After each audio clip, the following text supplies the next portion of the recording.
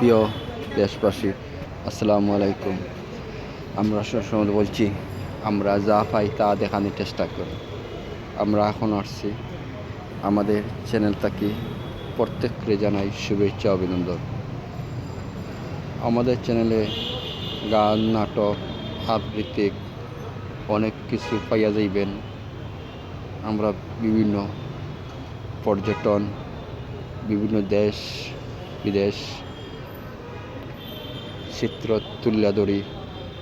আমাদের চ্যানেলকে সাপোর্ট করবেন, শেয়ার করবেন।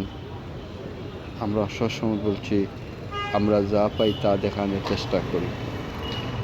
আমাদের চ্যানেল সামনের দিকে এগিয়ে যাওয়ার জন্য যতটুকু পারেন সহযোগিতা করবেন।